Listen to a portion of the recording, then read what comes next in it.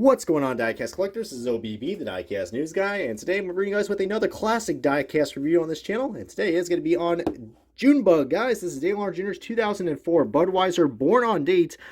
This is not what you guys are thinking. This is not his Daytona 500 win. I mean, it is the same paint scheme that he won in, but this is actually his Gatorade Duel 125 raced win Chevrolet Monte Carlo for Dale Earnhardt Incorporated, guys. This is a beautiful diecast I picked up for a pretty damn good price. I think it was like $5 or $6 at 07 Racing Collectibles, which again is a great local diecast deal around my area, which ain't too far away from Watkins Glen. So if you guys are in the area and you're getting close to if you're coming down from the NASCAR Cup race, I definitely recommend checking them out because it is definitely a great place to you have some good stuff, guys, especially some of these classic reviews. But as you guys can tell, this is a limited edition adult collectible, and I am planning to keep this on the base. Usually I don't do that with my reviews, but since it's a Dale Jr. car, and this thing probably has some value to it. Luckily it's clamshell packaging, so I'm able to actually, unbox it for you guys. But it's a really cool diecast, guys, and there is the back of the 2004 schedule. Holy crap, does that thing has some age to it or what? I mean, goodness gracious, look at all that. Whew! I mean, my God, I think 2004 was also the last year we had Rockingham, so how about that? This thing definitely is showing its datage, but gotta love the classic schedule from 2004. But anyways, enough of me talking. Let's go and kick off this diecast review, the official unboxing of the Dale Earnhardt Jr. 2004 Duel Win. Alrighty, guys, we got this diecast out of its box, and man, you gotta love the DEI schemes that we've had, especially in this year, guys, 2004. This is a great year for not only for DEI, but more importantly, Dale Earnhardt Sr.'s son, Dale Jr., the fan favorite driver. He had a absolutely amazing season, and to kick it off, guys, I mean, he ran this really cool, iconic paint scheme that, of course, we all know for good reasons, but yeah, the Budweiser Born on Date scheme was born, and I believe this is supposed to represent, if you guys look closely, I think, guys, a lot of people don't really know what the Born on Date is. So here, I think we got Budweiser Fresh, so all this is basically, yeah, it is an alcohol-sponsored car. I mean, gotta love the number 8 Budweiser car.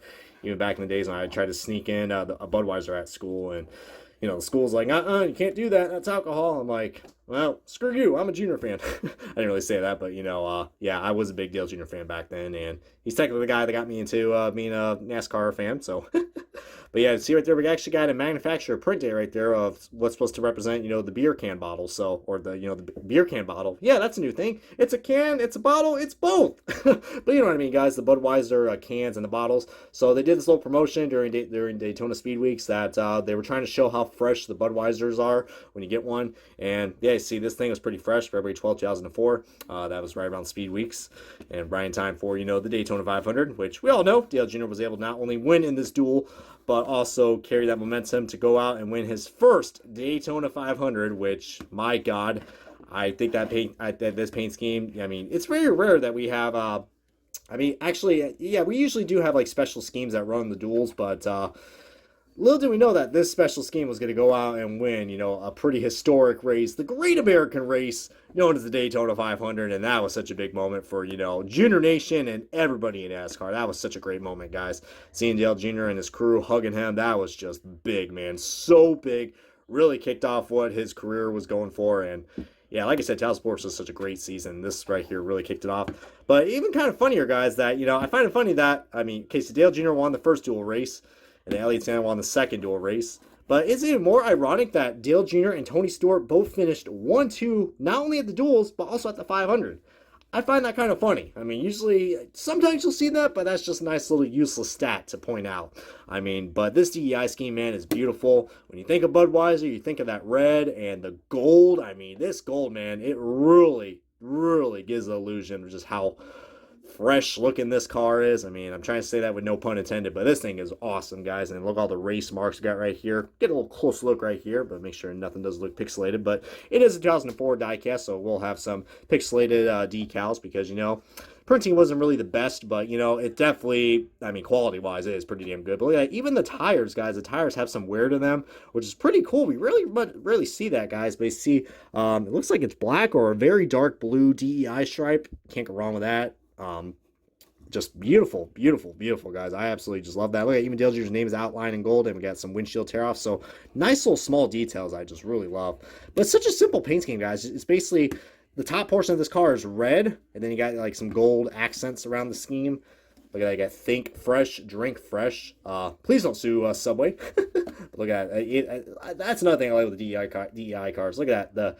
The back taillight stickers both had the 8s on there, which might give you a little hint of what Dale Jr.'s future number was going to be, 88. But we got B fresh. I think the B is supposed to stand for Budweiser, but I ain't no damn rocket scientist.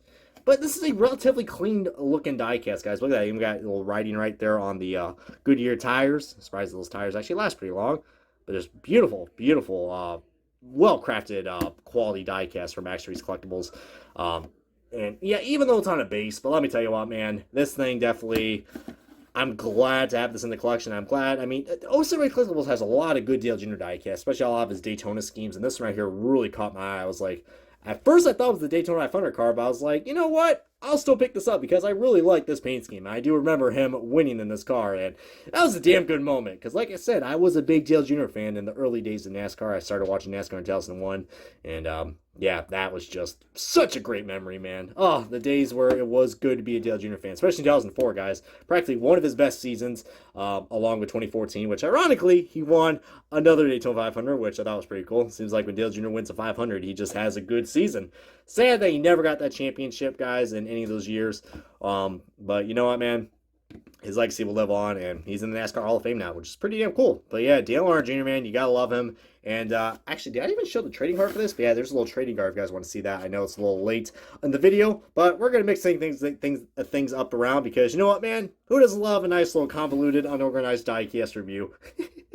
Just kidding, guys. I mean, I hope you guys are enjoying this because this is a diecast I've been waiting to review for a while because I've had it in the collection for a few months now.